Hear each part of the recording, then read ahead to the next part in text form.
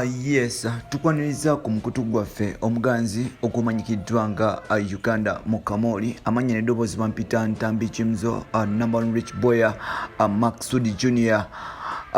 Obadde okimanyi nti embeera ya Fille eyongera kusagguka era nabwe kityo yandifuna okuba nti addusibwa ebweru w'eggwanga okuba nti atereezebwa omutwe oluvannyuma lw'okuba nti yakozesa excessive drugs bwatyo n'avaako.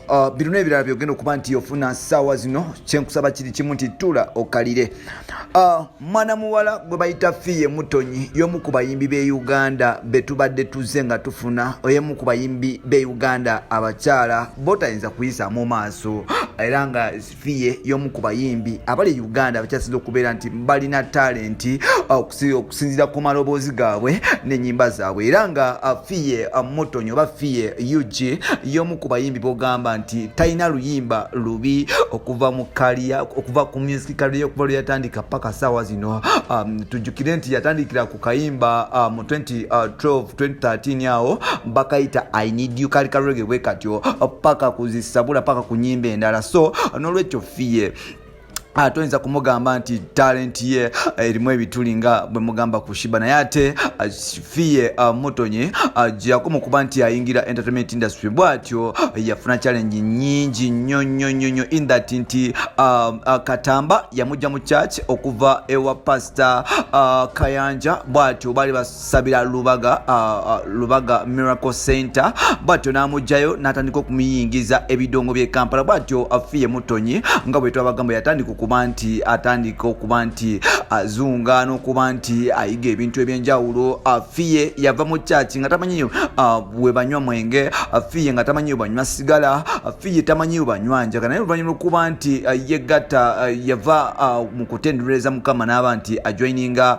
obulamu bw'ensi. Fille yatandika okufuna challenges mu bulamu we yatandika okuba nti atandika okunywa ku mwenge ne Katamba ompolampola we banywamu kasigala. Tujjukire nti MC Cats naye mu kabaka mu komonta fege especially sport so n'olwekyo Fille n'atandikira okutandika okukomonta sigala. So bwe yavaawo we yajoiningira group emu nga bwe twabagamba nti Sound Factor asanze AK47 muganda wa Chameleon bayanga mulo n'abasigaddeyo ba Vampino Red and Weasel n'atandika okunywa ku nja era nga we twogerera Fille abadde nga ali mu mbeera mbinga enjayi yamujjako ng'akankana era nga Fille we twogerera ali butabika for rehabilitation yes ali butabika rehabilitation agezako okuba nti yafuna bujjanjabi naye ate twakitegeddeko nti mwana muwala gwe bayita Fille embeera egenda eyononeka enkyaneggulo era nga kino kireese famire ye kwogatta ne muganda we oba bbaawe gwe bayita Edwin Katamba oba MC Cats okuba nti yeewaliikirira.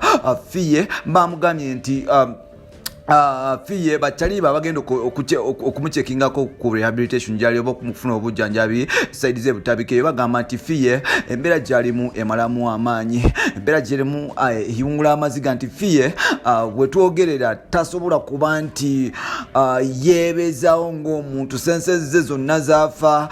Fille abeeraawo nga buli kimu kyakwatako takitegeera mbo alina mukumpi kutuuka kuba nti afuuka watudde ekintu ekiri nti malamu amanyi. So n'olwekyo bavuddeyo MC Cats yavuddeyo n'akuba emiranga n'agamba abebutabika nti mumpe mukyala wange nze nina maama wange alinamu kasente nsobola okutwala mukyala wange nemba nga mulabirira nsobola okutwala mukyala wange nemba nga mujjanjaba wewaba wano biganye mumpe mukyala wange mutwale ebunaayira abeere nga ajjanjaba.